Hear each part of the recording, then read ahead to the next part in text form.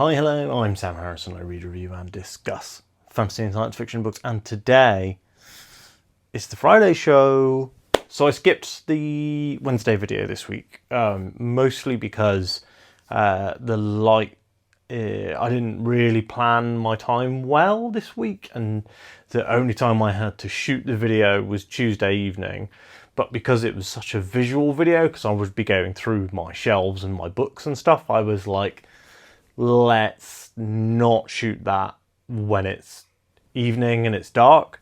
So that bookshelf tour video will be next week now, I think.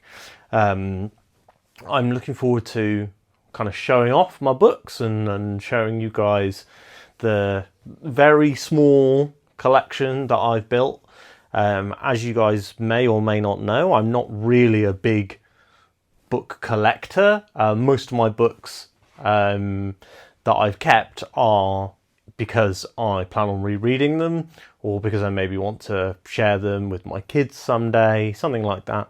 So let's move on to this actual video. So every Friday I like to sit down with you guys and talk to you about what I've been reading that week, what I'm going to be reading next week, and then like anything else that I've been doing. So like we often talk about video games I've been playing, or like movies I've seen, or TV shows, or anything like that. So let's go straight into the books. So the first thing that I want to discuss with you guys is The Devils. So I've talked about The Devils on the last few Friday shows, and my review actually went up on Monday. So Sunday night I was like, I think Sunday dinner time I was like, no chance I'm going to finish The Devils. So I'll put out a message on the channel saying no review tomorrow. And then I finished The Devils. So I had a ton of very kind of mind-numbing, non-thinking work to do on Monday morning.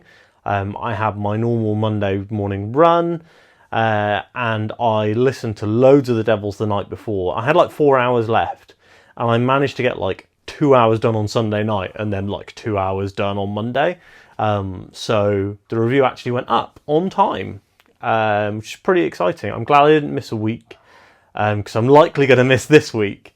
So, I mean, we will see, but I'm still reading Never Flinch, and I'm not very far in because I've been listening to a podcast in my audiobook time. But we'll talk about that later. So The Devils was a real mixed bag for me, and I've actually had a ton of people reach out to me to say similar things. So basically, I will sum up the review for you and say that I loved part one, and I thought it was an absolutely fantastic opening, like one of my favourite first kind of 20% of a book ever, or at least that I've read in a long time. But then the middle of the book really dragged, and it just felt like the characters weren't moving, growing, or changing. They were just staying the same and kind of backstepping in many ways. And whilst that might be, I don't know, might that be kind of realistic to what people are like, for me, it was not very satisfying. If I had not had the audiobook, and also if I hadn't been reading that the week that the new Mario Kart game came out, and I was playing a lot of Mario Kart while listening to audiobooks, I do imagine that I may have DNF'd that book. I liked the ending a lot as well. I really liked the ending too. I thought that the opening is the best part of the book, and the ending is good, but it does that kind of Return of the King thing where it doesn't end. It keeps going and going and going. I remember reading what felt like was going to be the last chapter of the book. I say reading, listening to via audio. What felt like was going to be the last chapter of the book, and then looking down and seeing that there was like an hour left, and I was like, oh, this is a weird spot for there to be an hour left of this book, you know?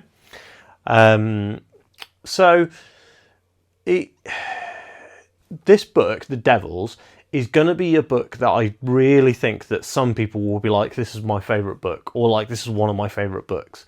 But I think that many others are going to have the exact opposite opinion. I feel like I kind of landed in the middle. Interesting, I remember when I was reading the first quarter of the book, I was like, oh, you can see how much Abercrombie has grown, how much he's improved. And it's really interesting that I do feel that overall the blade itself is actually much better. But I only feel that because I've now finished it. So kind of a weird, kind of like a weird thing, but like, yeah. So overall the blade itself was much better. But the beginning of the Devils is much better than the beginning of the blade itself.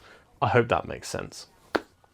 Anyway, so after that, I started reading Never Flinch by Stephen King.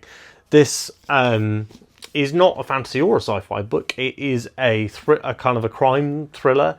Stephen King has written this series of books starring a private eye called Holly Gibney. I really wanted to read Holly when it came out, so I was like, I know, I'll read all the other Holly Gibney books, assuming that they were horror. The reason I wanted to read Holly when it came out was because it was a brand new Stephen King release, and I had a brand new booktube channel at the time, and I was like, reading new releases is going to be a good thing for the channel. It'll bring people in. Sometimes that's the case, sometimes it's not. But I really wanted to read Never Flinch. I really wanted to read that book, Holly, because I have really liked previous to Holly and the previous to the Bill Hodges books, which is where Holly first turns up, I had read The Dark Tower. That was my only experience of Stephen King. And then I read Carrie, and I loved all of those books. Like, there are some low points in The Dark Tower, but overall it's still one of my favourite fantasy series of all time. But Carrie was a book that I read in an afternoon. It's like under 200 pages, and it is fantastic. Like, if you have not read Carrie, there is a reason why Stephen King became so huge, and it's because that original first book is genuinely excellent. I've not read it since I first read it when I was like 20, but genuinely, whenever people ask me for a recommendation for like a short book, I'm like, have you read Carrie? So it's still stuck with me as a story ever since then. And I was like, I want to read more Stephen King. So I saw Holly was coming out and was like, I'm going to read Holly. In order to read Holly, I need to read the preceding books that she's in. So that's what I did. And I really enjoyed that series. And really enjoyed Holly as well. I thought that Holly in particular had fantastic villains. One of the best things that King does with the Holly Gibney series of books is he always gives you points of view on the villain. And he does that here as well in Never Flinch. I'm not very far into this one. I will be truly honest with you guys and say I've barely read anything this week. I sat down last night and read like an hour, and I think I've read like an hour another day this week. But yeah, I've really not read, and obviously this is a book that I only have physically, and I didn't go and buy or didn't get the audiobook from Audible. I probably should, because I have some credits, but I have currently just been reading this one. I really enjoy reading Stephen King physically, so that's probably part of it. This book in particular, I'm like 60 pages into a 400-page book. But what I can tell you straight away is that the crime that is being investigated is really interesting. The villain in particular, or like the antagonist, the murderer, whatever, I really like. I really like the insight that we have into their character, and I'm desperate to learn more about this guy, especially after reading a little bit more last night. And I really like spending a bit more time in the head of other characters in the Holly Gibney series. So we start, we have the villain POV, we have Holly's POV, but we're also getting some POVs from Izzy Janes, who is the kind of police character that's connected to Holly. Yeah, really liking this book. Looking forward to reading more of it. I don't know if I will have a review for you on Monday. Stephen King is actually a really quick read for me. Like, I can read 10% of this book in like an hour, but will I have 10 hours worth of reading time between now and Monday? I honestly don't know. So, if I'm able to finish it, there will be a review of this on Monday. After Never Flinch, I am still planning on reading Towers of Midnight, which is book 13 in the Wheel of Time. Really looking forward to that one as well. Yeah, I keep looking at my bookshelves now. So I've had some shelves put up in the office, so they're like above my computer desk. I have all my Broken Binding books out on display for the first time. They've been in like stored in boxes mostly, and I keep looking at the books and going like, oh, I just want to read one of these books, because there's like a decent chunk of them. So there's 5, 6, 7, 8, 9, 10, 11, 12, 13, 14 books on my shelves that I've not read. That are all like really nice, well looked after Broken Binding editions. I am feeling the desire, the urge to dive into one of those because I just keep looking at them. I've been saying for ages that I want to reread Raymond D. Feist's books, and I have the Broken Binding copy of Magician up there. I should probably read that. And like I was saying, so I'm planning on reading Wheel of Time next, but that will depend on whether Matt has finished and whether we've had time to record our spoiler chat. I don't know if we will have, to be honest, because I have quite a busy week this week. So it may end up that I go for one of my other books and then come back to Thingamajig, Wheel of Time.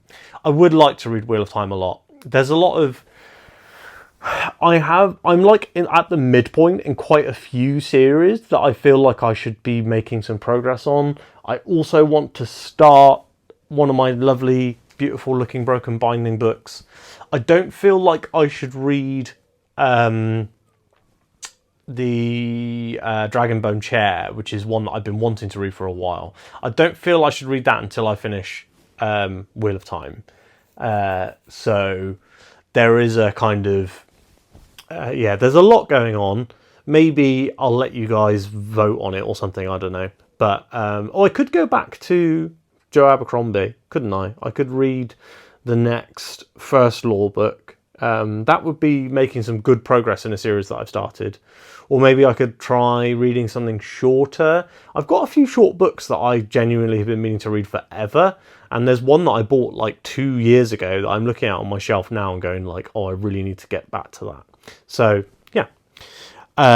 Really don't know what I'll be reading next. Kind of depends on how long it takes me to read Never Flinch, and then kind of how I'm feeling next. As you've probably guessed, I started trying to do TBRs earlier this year, and I've completely given up on that. It's just not for me. I think I work better without a schedule where I'm just able to go like, I feel like reading XYZ. Never Flinch is Stephen King, so it's a shorter and quicker read. So maybe I want to go into something longer next rather than... So I did initially think like, oh, maybe I'll read Dungeon Crawler Carl next. And like, there's a lot going on in my brain space for this future schedule. So like, who knows? All I can tell you is I'm enjoying Never Flinch. I'm looking forward to shooting the review for the channel and finishing it, obviously. So next up, we often talk about videos that are going to come out. So just to let you guys know, if I finish Never Flinch, that review will come on Monday. I'm still planning on doing the book tour video. My bookshelves are quite hard to see because they're like both in alcoves between the chimney breasts. So I'll have to work out the best way to show off those videos, show off those shelves. However, it will happen this week. I'm going to make time to do it. I just need to try and think about when would be a good time to do it. Maybe Monday lunchtime I could do that one instead of going for a run. That might work well. Anyway, so that's what will be up next week. So it'll be Never Flinch or Nothing and the bookshelf tour. And that will be the bookshelf tour will basically be these are all the physical books that I own, and I will let you guys know whether I have read them or I'm planning to read them, or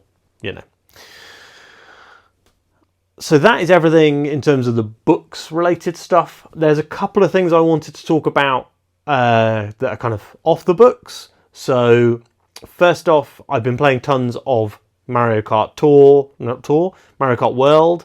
I don't know if I've given you guys my impressions on this before, but my point of view really is that the racing is great, the tracks are good, they're not as good as Mario Kart 8 tracks were, and I think a lot of that is because they have to be like wider and straighter to accommodate the new format.